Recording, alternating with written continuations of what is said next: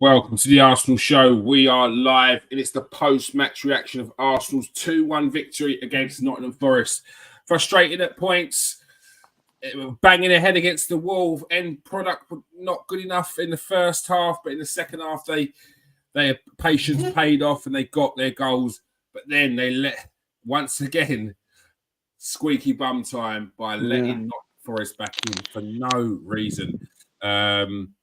Lapse in concentration, thinking the game was over. I don't know, but they have to be careful with these ones because that could have quite easily made that a lot worse in the end, and it could have ended up being 2-2, and that would have been devastating for our champion, our fight for the championship.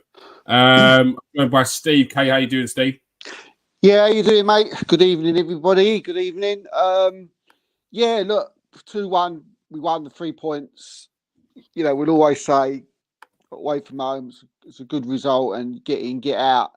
But, you know, for me, it was a tough watch at times. And, you know, especially the first half, you know, I thought, you know, 83% possession, you know, in the first half and literally not one shot on target through the whole of the first half. Never looked like scoring at any point. It was just, Was it good defend? You know, good tactics from Nuno, or was it poor? You know, poor decision making and lack of getting in the right areas, and you know, poor crosses and poor corners from us. I think at times there was times when we got round the back of them and just our last finishing or you know the end product, whether it was a shot or whether it was or a cross was terrible. But second half we was a lot better, mate. You know, second half we was a lot better. Bit lucky with the goal. I have to say. You know, he should have saved it. I mean, you're a keeper, Kears, and you know, for me, he should have saved that. But we'll take that, you know, all day long. And then Saka pops up to second, and you think it's all that's it, 3 points. It's you know, we live to save another day, but then just sloppiness comes into our game again, switching off just like we did last season. You know, and the culprit this time probably. You know, probably the guy who's been one of the best defenders in the league all season. But we go again, but we've got to play a lot better than that, mate. Because on that form, I mean, it's one game, but you know, Forest, we've got to play a lot better against other teams. You know, for me anyway. Yeah, we've got Liverpool on the weekend. It's going to be a tough game, and a chance to pull back the lead that we've given them. Over Christmas, it was very frustrating in the first half, and you're right. It was. I thought there was good defending, but I think it was equally the end product was poor. Whether it's a cutback or we didn't even really have shots. That was probably one of the main frustrating points in the first half. There was opportunities to cut back the ball and find the man. We just was not finding him. That was the main frustration for me. I mean, they was bigging up Jesus during the game, but he's not. We don't want him in them areas. He was in the wrong areas all the time. For that, we watch him every week, and you know he done some silky things. He's lovely to watch. He's good on the eye. But Arsenal fans we don't want that. He needs to be in the box. He needs to be taking shots. He needs to be taking chances. He needs to be getting in there. And the first half. He wasn't doing that. I thought he should have scored with his head. You know, he headed it over, similar to what he did the other week. It's so frustrating, Jesus, because if he can just add that final bit to his game, which is basically the goal scoring and he's finishing, he would be, you know, touching on world class. But for me, he's just. Do you know what I mean? Especially this season, I haven't got no confidence when he's in front of goal. When he's got the ball and he looks great and he looks fantastic. But look, I mean, I'm not having a go at him. It's just that, you know, we're talking about levels now. And if we want to go and win the title, this is what we've got to see with Gabriel Jesus. look, he took his chance, turned and made a cock up, but and we take that. You got to be there to put it in the back of the net, and he did some nice things, but we need to see more of like the Jesus we probably see in the second half, because the first half, I mean, I was calling for Havertz to come on and go up front. That's how bad I thought he was.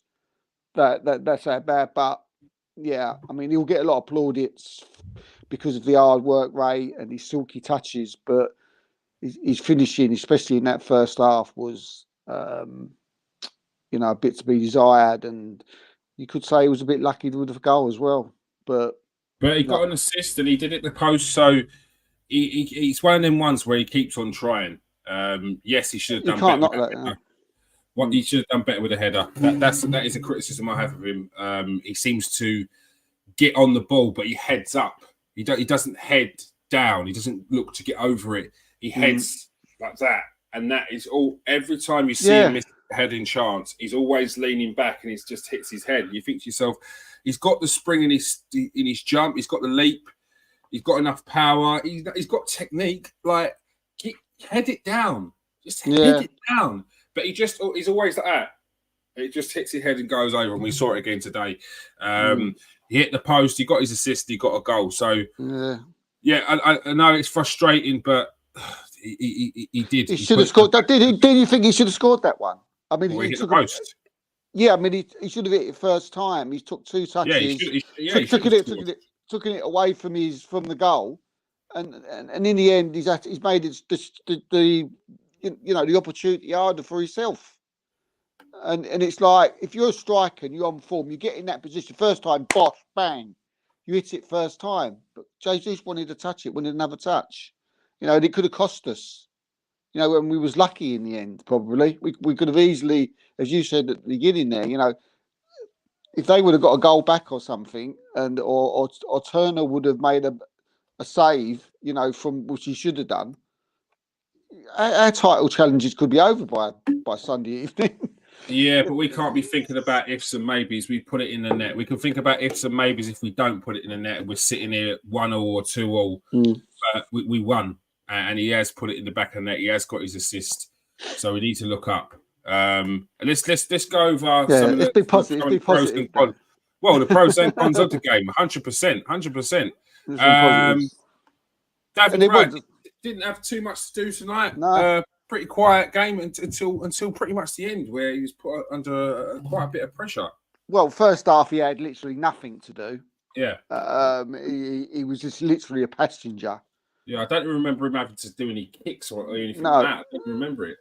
But second half, he was called upon, wasn't he? And I think his distribution was, stood out a little bit more than what he did in the first half. There was a couple of nice throw outs and kicks that he made at times, we expect that of David Raya. It's his thing, isn't it? But yeah, a couple of decent saves, probably saves that he should have made, but he had to make them, and he did. He was solid when balls were put into the area. A couple of times he got good fists and good distance. So yeah, Raya was decent tonight. To be fair, Raya recently ain't really put much wrong. Since the Luton game where he made those 2 absolute total arse-ups of what he did, he ain't put much wrong since. To be fair to him, so I give him a 7. Give him a 7. 7 for Raya. William Saliba got caught underneath the ball at the end. Little bit of a push, but I think he should have been stronger. I should have been a bit more stronger in that situation. Yeah. And a couple of times in the second half, I thought he was a bit sloppy as well. Was William. We're used to praising him every week, but again, I think this was,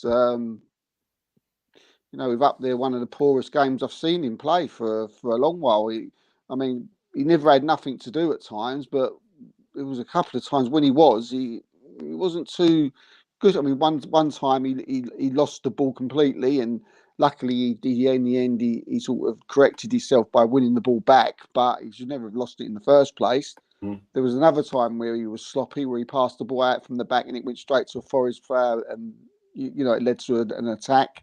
And there was the goal where, as you said, he should have been stronger. So poor game for me tonight from William Saliba. So yeah, I mean it could have cost us. His 4 is probably too low, but 5. Right, for William Saliba. Gabriel Magalhaes. Yeah, I thought he was the better out of the two. I don't remember him making many mistakes. I don't remember him but not having to do much anyway. Do you know what I mean? He was pretty solid, decent match. So yeah, solid. Did nothing wrong, but was just, again, similar to Ray first half. He was pretty much, a passenger, and the second half he really didn't make any mistakes. So yeah, give him a good 6. Do you know what I mean? A good 6. Do you know what I mean? It wasn't. 6. Yeah, it's sometimes matches are difficult. You got to be careful and who's to come and what you're going to give them. So I think, but that 6 is like a solid 6. He wasn't at fault for anything tonight, Gabriel. Zinchenko. Yeah, I thought he was. I don't. Was he at fault for the goal? Did he look a little bit? I'm not sure. I'm not going to. Yeah, I think it'd be a bit harsh. I did look at it. Yeah, no, I thought I was looking at it from his side because I thought, has he been done by the header? But it was behind him. I think it went too far, didn't it? It went a little bit. It wasn't like it was. He was caught out of position or anything like that. No. It was just the button, and there was no way he could get his head to it. Yeah. Do you know what I mean? He was close to it. Yeah, but other than that, I thought he had a good game. I thought he did all right. Again, nothing absolutely fantastically great, but he was good on the dot ball. His passing was good tonight, and yeah, I thought he was decent. I thought he was decent. So yeah, I'm tempted to give him a 7. Because when he was on the ball, I thought he was decent. He played some decent balls down the lines.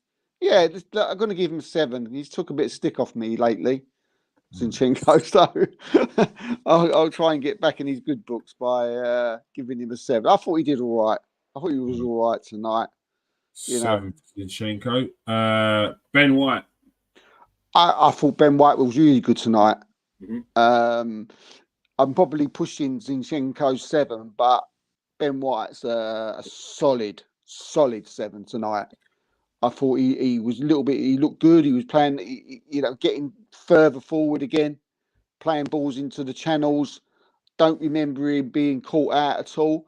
Mm-hmm. I thought he was, when on the ball coming out from defence, he was good when he got the ball and played it into, the midfield or down the line to Saka, and he got forward quite a few times. So Ben White to me was a little bit the Ben White we see last season. Don't know what you thought, but I liked Ben White. And again, he's another one that recently I've given a little bit of stick to, but tonight a good 7, not just a 7, a proper good performance 7. Yeah, no, Ben White seems to be one of them players that one week he's a fan's favourite, and the next week people are talking about, he's not good enough. We need a new right back and so and so. And I think as fans we go a bit too over the top, maybe even both ways. When he's on good form, he's good, and we're talking about Gareth Southgate's an idiot for not picking him in the England squad, blah blah. But when he's like in a little bit of a bad form, it's not even bad form. He might have let a couple of players go past him in a game, like it's just a bad game, or he's not getting as forward as much. But then when you look at it in the grand scheme of things, Arsenal aren't really playing that great. So yeah, and then it's like, Ben White's this, Ben White's that. I do feel like he's a player that it's an easy target, a very easy target to point the finger at. I think it's horses for courses, though, Kieran. Again, isn't it? Do you know what I mean? It's like when we ever go at Ben White and we say, he needs to do this, he's not so good at that, and blah blah blah, or he gets found out. It's just that, some players are better off. It's like when Zinchenko's playing against a a top winger or a top right side player, we say, you know, get Tomiyasu and start him. It's not no slight on Zinchenko. So do you think We're not Arteta having a, needs we're to not, bring we're not, in different types of players in those yeah, positions? So you've yeah, got more yeah, alternatives as opposed to yeah, going out and getting another yeah, inverted fullback, which is going to be very similar to what we've yeah. already got.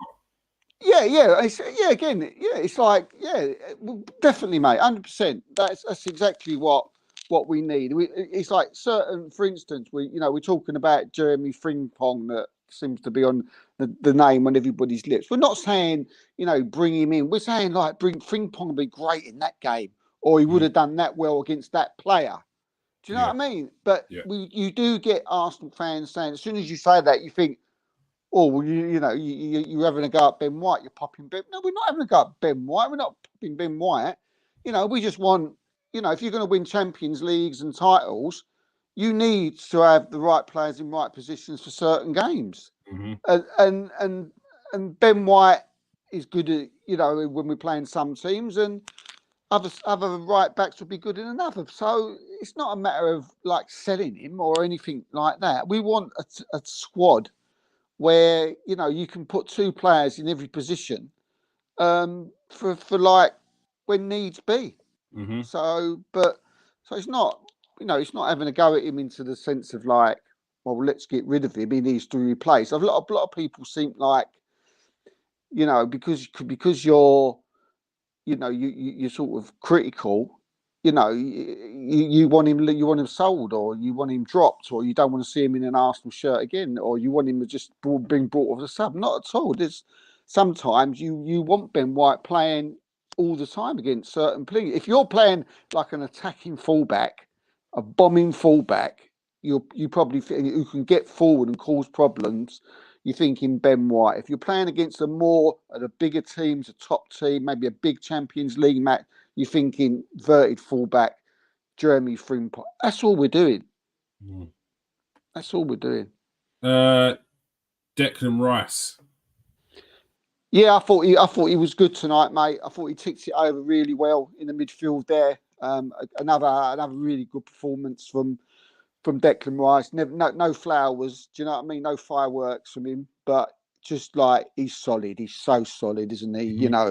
The way he gets that ball, and he hardly ever sort of like does a loose pass. Always plays the right pass to the right person, into the right when they're in spaces, and then he does his bit. So yeah, again, another good solid 7 from Rice tonight.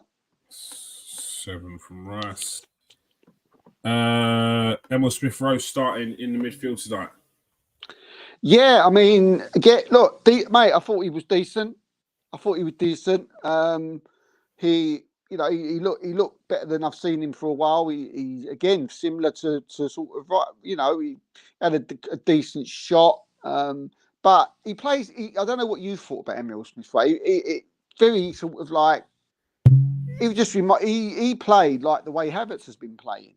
When people have been slagging off Havertz all the time, and me and you have saying, no, he's done that well. He's moving into the spaces well. He's making himself available. He gets that into that extra area and he passes it. And that's what Emil Smith-Rowe did tonight as well. So I'm 100% certain now that's what Mikel Arteta wants. Yeah. From that his number, from the player who plays in that position.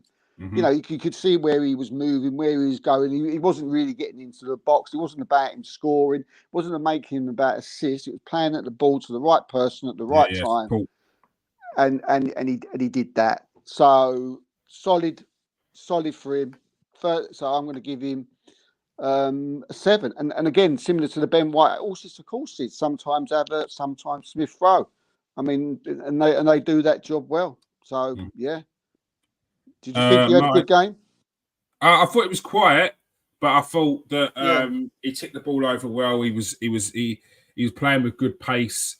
There was a few times where I thought there was going to be some nice link up between him and Saka. I just think he just needs games. He just needs games. I don't think it's going to do him any good sitting out for the next 4. He needs to play again. And I think Mikel Arteta needs to give him an opportunity where he knows in the back of his mind that he's going to get a run, because that gives the player confidence to know that forget about like how you play tonight, because you done all right. Like you're going to get the next game. You're going to get the game after. Like don't let it dwell on you that you've got to do something. Would you play him against Liverpool then, Kears? No. No. No, do you know what? It's funny, isn't it? What's the alternative? The alternative's it's Havertz, isn't it? It's Havertz. Jorginho, Havertz. I don't know. I might go for a Jorginho. I might go really, yeah. No, I see what you're saying. I think we need to win that midfield. Like they're not the best in there, so let's take that away from them. Keep it away from.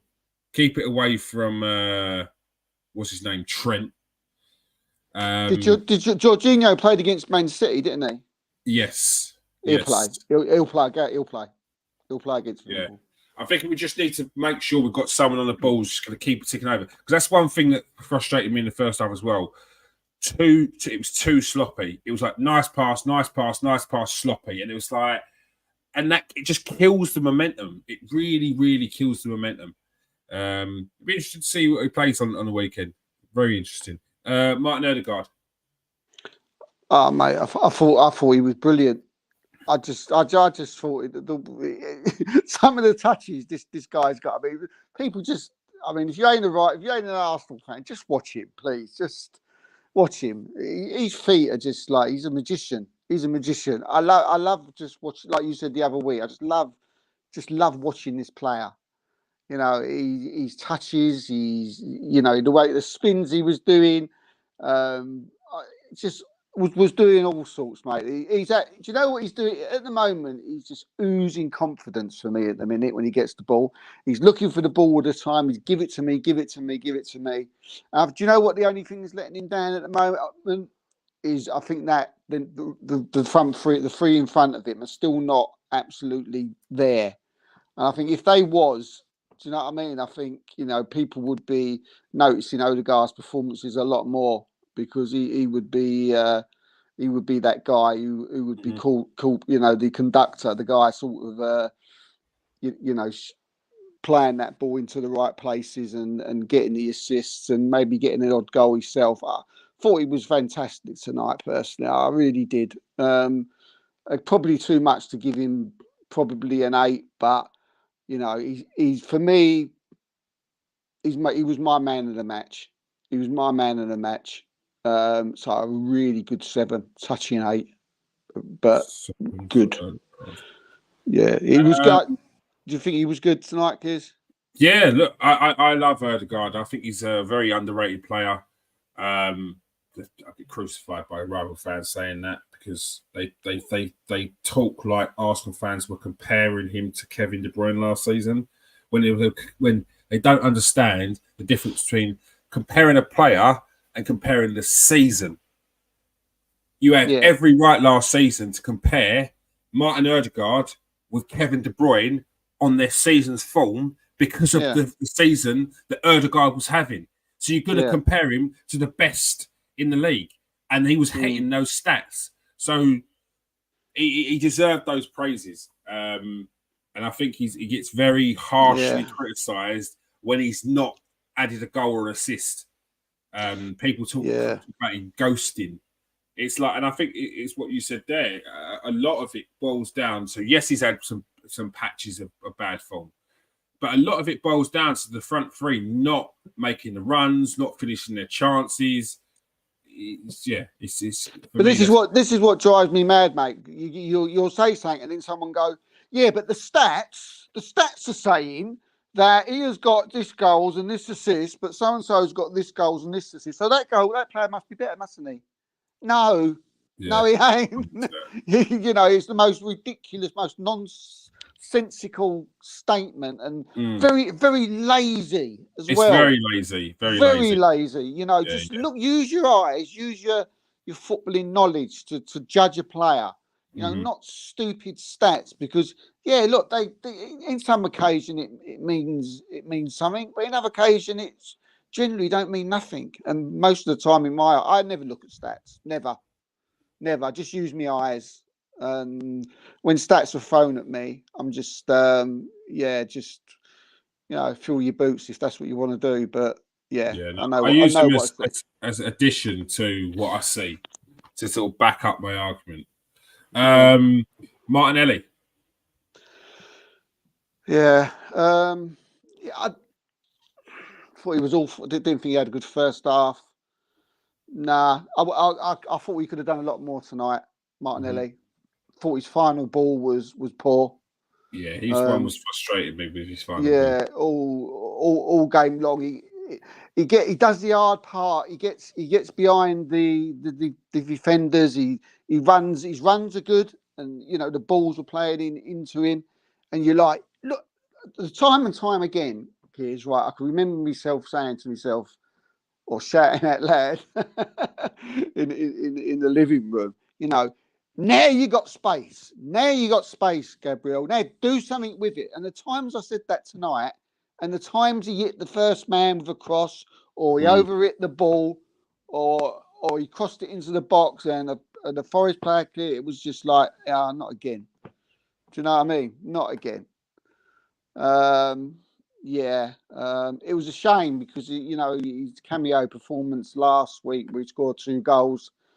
But again, you've already said it is a difficult race to go. And sometimes you could say, well, the defenders did well, but they didn't do well against Martinelli because he got behind a few times and he got in good spaces a few times. So the defenders couldn't have been doing that good. Do you know what I mean? To allowing things to happen. So, very average. 5 tonight, mate. I don't know if I'm being too harsh, but I don't. 5 from Martinelli. 5. So would you start him or Trossard on the weekend? Well, I'll tell you what. On the basis of Trossard's cameo performance tonight, I would start Trossard. But who's he going to be up against, Martinelli? Trent. Well, Trent ain't the greatest of defenders, is he? Mm-hmm. What's easier for Trent? Someone who's going to take him on, or someone who's going to probably more likely to cut him and look for the cross? Yeah, he looks. Trossard tonight looks on it tonight when he come on for me, and he looked confident on the ball.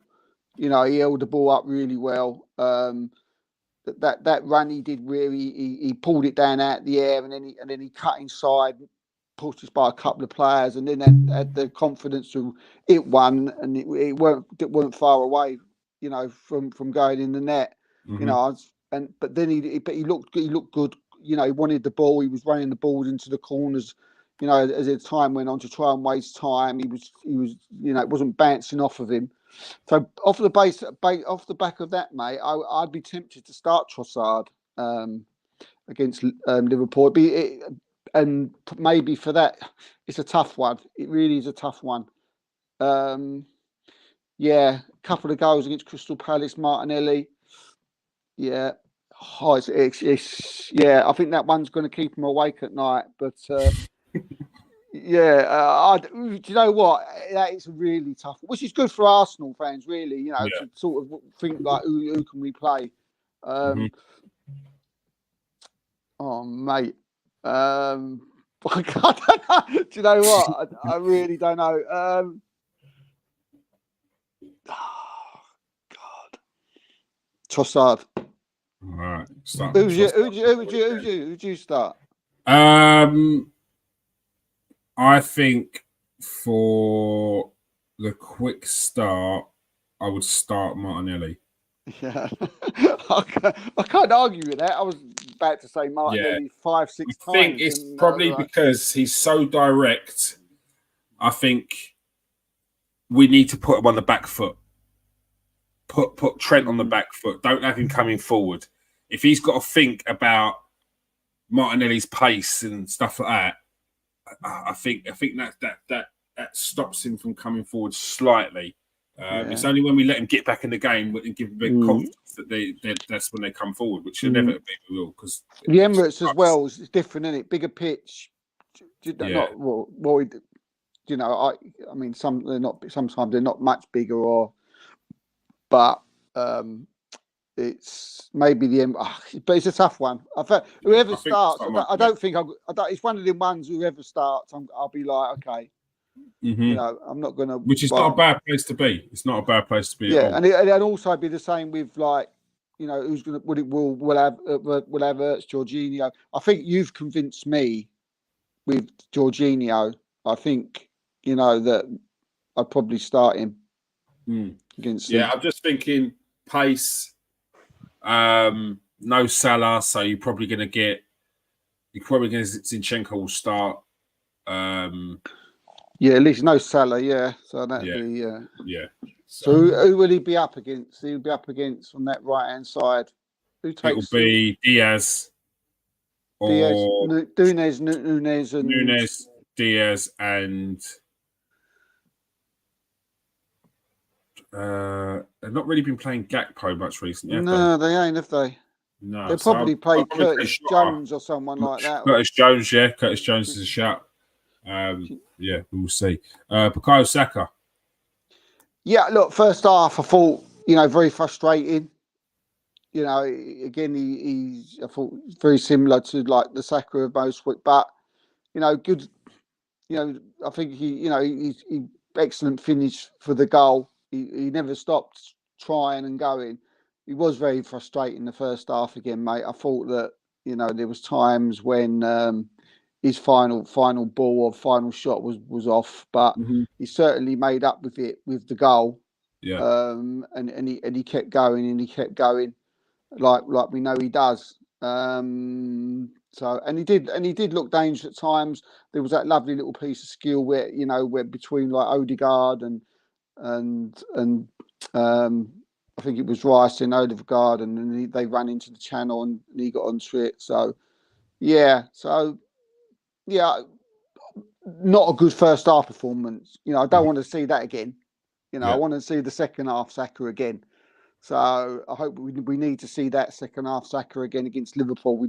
If we get the first one, you know, that's not going to be great. So, but I'll give him a 7 for tonight.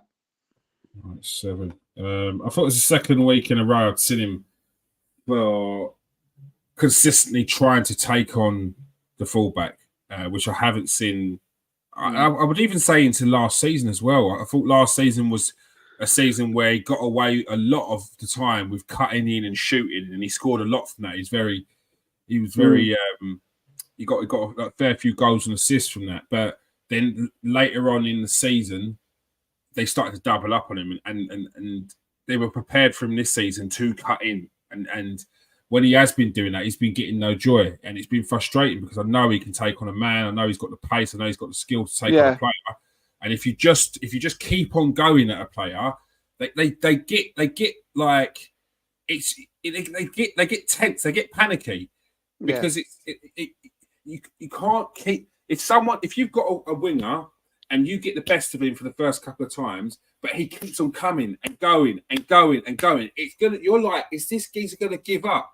I just feel like Saka needs to be more relentless when it comes to taking on a man, because it feels like he'd get the ball taken off him, and now he's just going to cut inside and look for Odegaard or look for the cross. Again, I think tonight, I think it was we're sort of we want him so much. We're concentrating on his final shooting, or you know, that his shooting couldn't be better or whatever. But you know, again, I think like if Jesus and Martinelli because I still think Jesus and Martinelli can step up. You know, quite an, you know, a high level to what they've been doing. If they can just step up, then I think Saka would have more space and to do his thing. But he was good. He was okay tonight. He was 7. 7 for Saka. Gabriel Jesus. Yeah, we've already said quite a lot about him. I thought the first half he was worked hard. You know, he's some lovely touches. frustrating at times.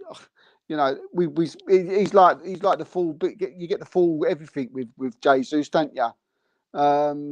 His finishing certainly could have been better. I was getting a little bit annoyed because every time he kept picking the ball up in the centre circle, and then we would attack, and then like when like our wingers were getting down, we had nobody in the box because or Jesus is rushing to get into the box.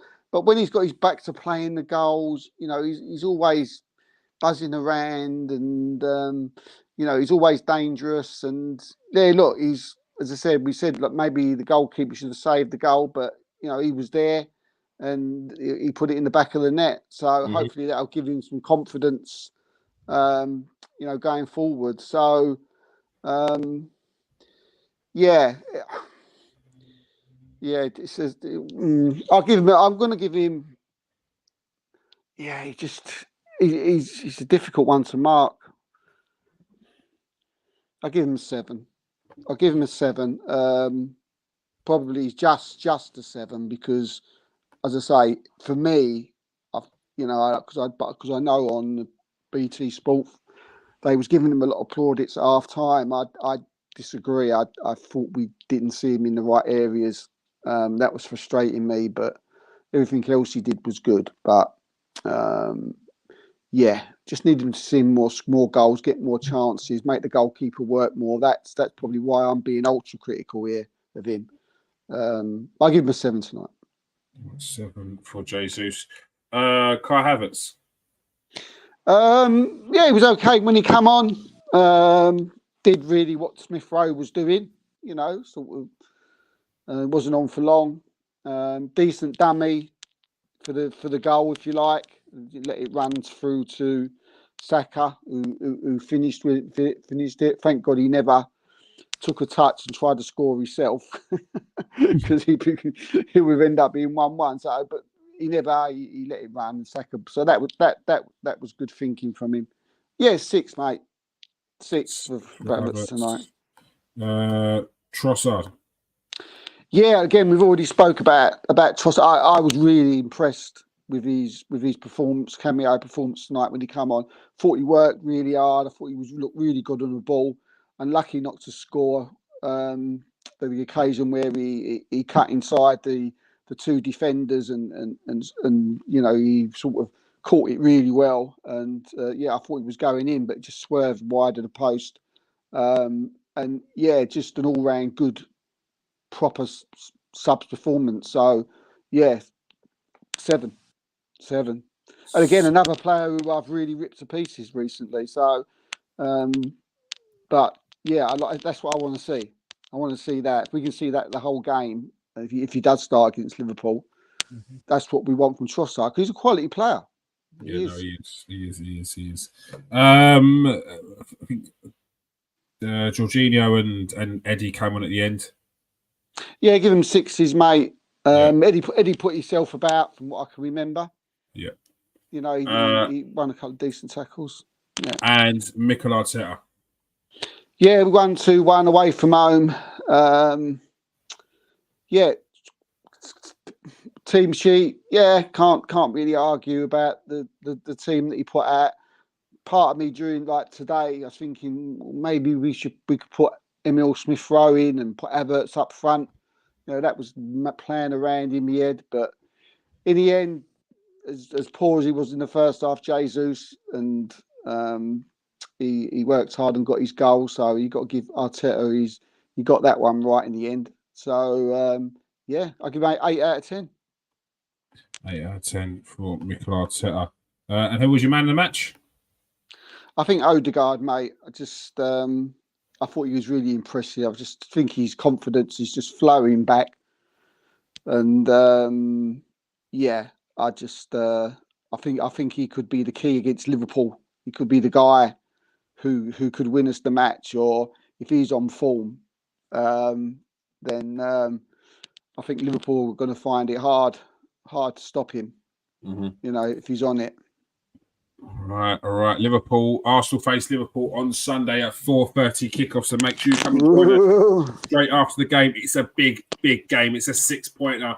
Arsenal only 2 points behind Liverpool in the table, sitting on 46 points, while Liverpool sit on 48.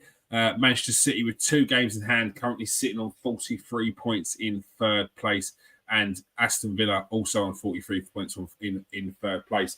So it's very, very tight at the top.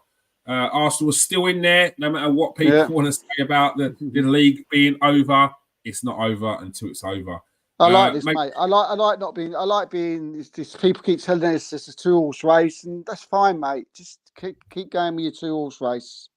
I mean, some of the people that are saying that Arsenal have no chance are actually Arsenal fans, which is blown me away to think that Arsenal fans would give up already, especially some of the older lot that would have seen Man United potentially be what I think it's 11 points behind or 11 points on top of the league, and then it changes. That's how it used to always be. It used to be, Man United taking the lead. Arsenal have been unbeaten for like the last 15 games, and they come and win the league. Same with vice versa. Man United used to be just behind.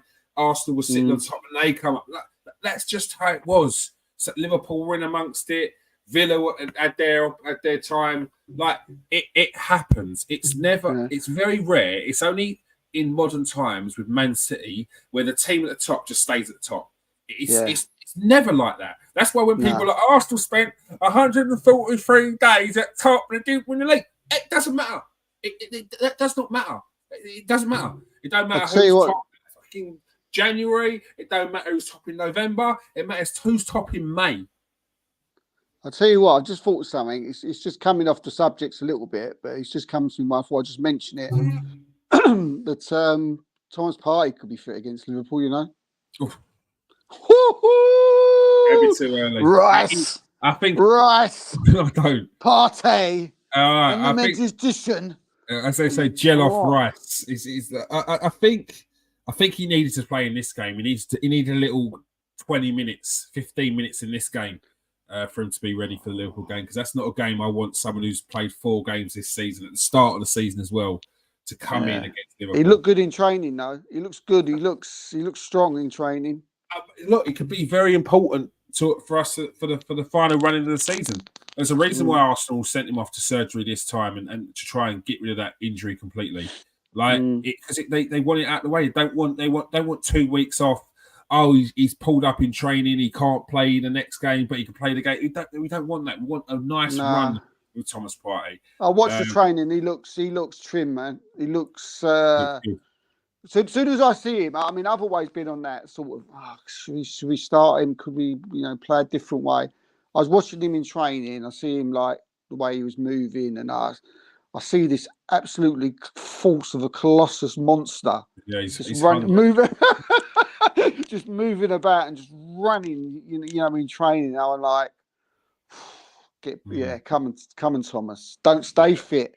Stay fit. If he's on the bench, it'll be. I'd bring him on if he's on the bench. Get him if he's fit enough to be on the bench. Get him on the bench. I think you might see him actually. I think you might see him. Good. See him. All right. If you are new to the show, press that like and subscribe button. If you are a regular, press the like button, press the copy button, or press the share button and press the copy button. It all helps the algorithm. It all helps us push to the front page, and it all helps the subscribers as well. Make sure you join us on Sunday at 6:30 for the post-match reaction of the Liverpool game. Every Tuesday at 8 o'clock for the Arsenal show. Mondays for the Super 6 podcast, which is absolutely crazy. Love that show. It could be crazy this Monday, I tell you.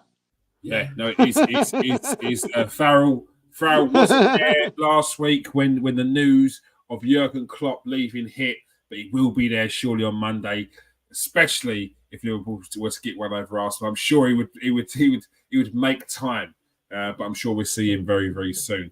Thanks for joining us tonight, Steve. Cheers, mate. Pleasure. All right. Peace out, people. Stay safe and wash your hands.